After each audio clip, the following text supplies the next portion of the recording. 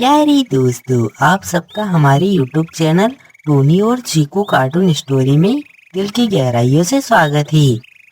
एक जंगल काफी हरा भरा और सुंदर था। उस जंगल में बहुत सारे सुंदर पक्षी रहा करते थे।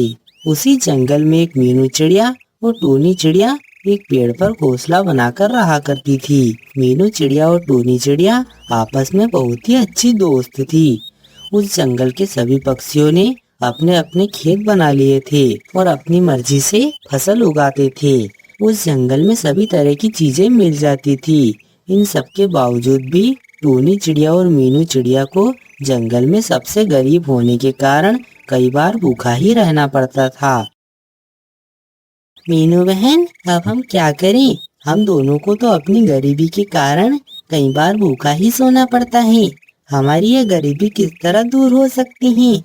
टूनी बहन, आप तो सब जानती हो ना, हमारे जंगल में कितनी महंगाई है। हम दोनों दिन भर काम करके भी इतना भोजन जमा नहीं कर पाती हैं कि हमें भरपेट भोजन मिल सके। हाँ मीनू बहन, आप कह तो ठीक रही हो, फिर भी इस तरह कब तक चलता रहेगा? हमें कुछ न कुछ तो करना ही पड़ेगा। टूनी बहन, आप चिंता मत करो, एक न एक दिन ऐसा जरूर आएगा कि हम भी भरपेट भोजन कर पाएंगे। उसी जंगल में कालू कौवा भी रहता था, जो कि अपने खेत में फल के पेड़ लगाकर फलों का कारोबार करता था। लेकिन वह कौवा अपने पेड़ों की ज्यादा देखभाल नहीं करता था। इसी वजह से उस कौवे के फल ज्यादा मीठे और रसीले नहीं होते थे। लेकिन यह उस जंगल के पक्षियों की मजबूरी थी कि जंगल में किसी और पक्षी के पास फल नहीं होने के कारण उन्हें कौवे से ही फल लेने पड़ते थे। कौवा बड़े ही मजे से सभी पक्षियों से बहुत सारे पैसे वसूलता और उन्हें फल दे देता था। सब कुछ इसी तरह चल रहा था। इस तरह कई सारे दिन बीत जाते हैं और फिर बारिश का मौसम आ जाता है। जंगल में बहुत ही अच्छी बारिश होने लगती है। अगले दिन जब बारिश बंद हुई तो मीनू चिड़िया और टूनी चिड़िया ने देखा कि उनके घर के पास एक पौधा उगाया है। अरे टूनी बहन, ये किस चीज का पौधा है? लगता है बारिश के कारण यहाँ पर उगाया है। हाँ मीनू बहन, तुम ठीक कह रही हो, ये तो हमारे लिए बहुत ही अच्छी बात है। अब हम दोनों मिलकर इस पौधे का अच्छे से ख्याल रखेंगे और इसे बड़ा करेंगे, और फिर जब यह पौधा बड़ा होगा तो हमें पता चल ही जाएगा कि यह किस चीज का पौधा है। हाँ टूनी बहन, तुम ठीक कह रही हो, हमें ऐसा ही करना चाहिए। वहीं दूसरी ओर जंगल के सारे पक्षी कौवे के फल खाकर थक चुके थे, क्योंकि उस कौवे के फल बिल्कुल भी मीठे और रसीले नहीं थे। इस तरह कई सारे दिन बीत जाते हैं। समय बीतने के साथ ही मीनू चिड़िया और टोनी चिड़िया का वह पौधा अब बड़ा हो गया था। बड़े होने के साथ ही उस पौधे में बहुत सारे अमरूद लगाते हैं, क्योंकि वह पौधा एक अमरूद का पौधा था। मीनू और टूनी चिड़िया अपने अमरूद के पौधे को देखकर बहुत ही खुश हो जाती हैं। अरे टूनी बहन, ये देखो, अब तो हमारे इस पौधे में अमरूद के फल लगाए हैं। अब हम इन फलों को अच्छे दाम में बेच देंगे और फिर हमें भूखा भी नहीं सोना पड़ेगा। हाँ मीनू बहन, तुम ठीक कह रही हो, लेकिन आपको तो पता है ना कि हमारे जंगल के सारे पक्षी कालू कौवे से ही फल लेते हैं, और इस वजह से जंगल का कोई भी पक्षी हमारे फल नहीं खरीदेगा। हाँ टूनी बहन, तुम ठीक कह रही हो।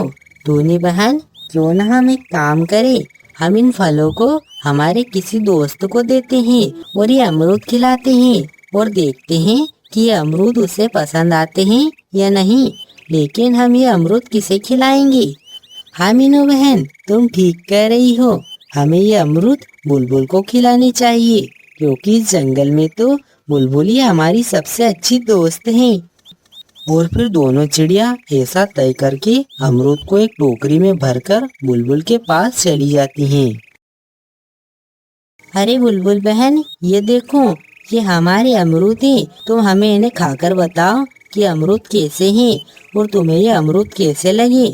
हम दोनों ने मिलकर अमरूद का नया कारोबार शुरू किया है और हम तुम्हें ही सबसे पहले खिलाने आए हैं। अरे तुम्हारा बहुत बहुत शुक्रिया चिड़िया बहन कि तुम ये अमरूद मेरे पास लेकर आई हो। मैं तुम्हें अभी खाकर बताती हूँ कि ये अमरूद कैसे हैं। फिर वो बुलबुल उन अमरूद को खाने लगती है। वे अमरूद बहुत ही मीठे और मजेदार होते हैं। अमरूद खाकर बुलबुल चिड़िया से कहती है, अरे चिड़िया बहन, ये अमरूद कहाँ से लेकर आई हूँ? ये अमरूद तो बहुत ही मजे के हैं। मैं तो उस कालू कौवे के बेकार फल खा खा कर थक चुकी थी। अब मैं तुमसे ही फल लिया करूँगी और इन फलों के बदले में मैं तुम्हें बहुत सारे पैसे भी दूंगी। क्या बुलबुल बहन, आपको सच में ये अमरूद इतने अच्छे लगे? ठीक है बुलबुल बहन, अब हम आपको रोज आकर अमरूद दे दिया करेंगी।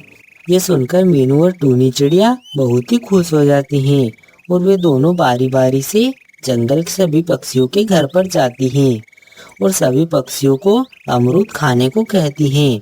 सभी पक्षियों को अमरूद इतने पसंद आते हैं कि वे टूनी चिड़िया को बहुत सारे अमरूद लाने की कह देते हैं और अमरूद के बदले में सभी पक्षी टूनी और मीनू चिड़िया को बहुत सारे पैसे दे देते। इसी तरह कई सारे दिन बीत जाते हैं। अमरूद के फल बेचकर टूनी और मीनू चिड़िया ने रहने के लिए एक छोटा सा घर बना लिया था। उन दोनों को अब भूखा नहीं सोना पड़ता था। अब वे दोनों भरपेट भोजन कर पा रही थी। समय बीतने के साथ ही अब कालू कौवे के फल कोई भी नहीं खरीद रहा था और जब कालू कौवे को पता चलता है कि सारे पक्षी टूनी और मीनू चिड़िया की वजह से उससे फल नहीं ले रहे हैं, तो उसे उन दोनों चिड़िया पर बहुत ही गुस्सा आने लगता है। अरे इन दोनों टूनी और मीनू चिड़िया के कारण अब मेरे फल कोई भी पक्षी नहीं खा रहा है और मुझे बहुत ही ज्यादा नुकसान हो गया है। अब मुझे इनसे बदला लेना होगा।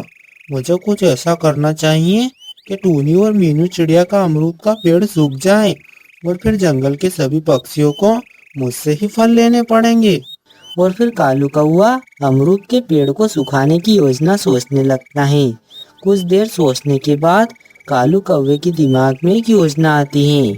अरे हाँ, मुझे एक काम करना चाहिए। मैं दूसरे जंगल से एक पेड़ को सुखाने की दवा लेकर आ जाता हूँ और फिर जब अमरूद के पेड़ के पास कोई भी नहीं होगा तो मैं उस दवा को अमरूद के पेड़ के नीचे डाल दूंगा और फिर कुछ ही दिनों में पेड़ सूख जाएगा।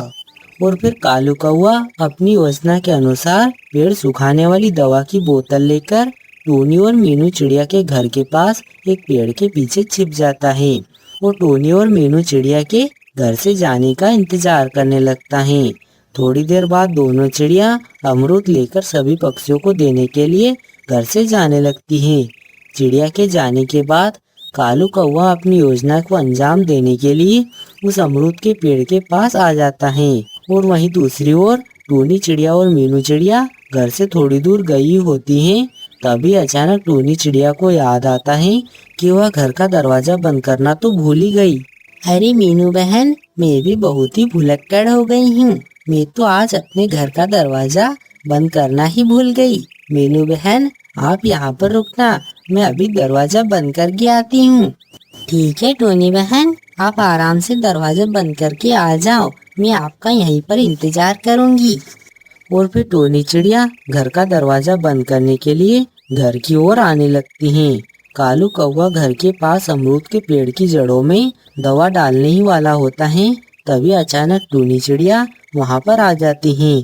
टूनी चिड़िया को देखकर कालू कौवा बहुत ही डर जाता है और फिर टूनी चिड़िया कालू कौवे के हाथों में पेड़ सुखाने की दवा देखकर सब कुछ समझ जाती हैं और वह जंगल के सभी पक्षियों को बुला लेती है।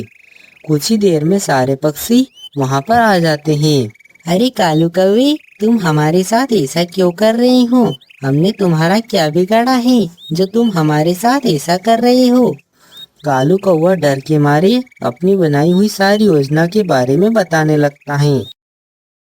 अरे कालू कौवे, तुम तो अपने फलों में बिल्कुल भी मेहनत नहीं करते हो। इसकी वजह से तुम्हारे फल बिल्कुल भी अच्छे और मीठे नहीं होते हैं। इस वजह से हम सभी पक्षी टूनी और मीनू चिड़िया से फल खरीद रहे थे। मुझे तुम पर इतना गुस्सा आ रहा है कि मैं तुम्हें अभी मार दूंगा। सारे पक्षी हाँ में कहते हैं कि हमें इस कालू कौवे को इतने बड़े अपराध के लिए फांसी की सजा देनी चाहिए। नहीं नहीं पक्षियों, मुझे माफ कर दो। मैं आगे से ऐसा कुछ भी नहीं करूंगा। नहीं नहीं कालू कौवे, हम तुम्हें बिल्कुल भी माफ नहीं करेंगे और तुम्हें फांसी की सजा देकर ही रहेंगे। नहीं नहीं दोस्तों, आप सभी इस कालू कौवे को माफ कर दो। मैं आपसे विनती करती हूँ। ठीक है टोनी बहन, तुम कहती हो तो हम इस कालू कौवे को फांसी की सजा नहीं देंगे, लेकिन इसके लिए हम इसे सजा तो देकर ही रहेंगे। और फिर सारे पक्षी विचार करने लगते हैं। विचार करने के बाद कबूतर कहता है, कालू कौवे, हम सभी ने मिलकर यह फैसला किया है कि हम तुम्हें फांसी की सजा तो नहीं देंगे, परंतु अब तुम इस जंगल में नहीं रह सकते। तुम्हें हम सभी इस जंगल से बाहर निकालते हैं। अब अगर तुम कभी भी इस जंगल में दोबारा दिखे तो अच्छा नहीं होगा। और फिर सारे पक्षी मिलकर कालू कौवे को जंगल से बाहर निकाल देते हैं। कालू कौवे के जाने के बाद सारे पक्षी टूनी और मीनू चिड़िया से फल लेकर खाने लगते हैं। इसी तरह कई सारे दिन बीत जाते हैं। टूनी और मीनू चिड़िया ने जंगल में एक खेत खरीद लिया था और उस खेत में बहुत सारे फलों के पेड़ लगा दिए थे। जंगल के सारे पक्षी और भी खुश रहने लगे थे, क्योंकि पक्षियों को अब मीठे अमरूद के साथ ही दूसरे तरह के सभी फल मिलने लगे थे। दोस्तों, आपको यह कहानी कैसी लगी कमेंट में जरूर बताएं। और अगर आपके पास किसी कहानी का आइडिया हो तो हमें कमेंट में बताएं। वीडियो को अंत तक देखने के लिए आपका दिल की गहराइयों से धन्यवाद।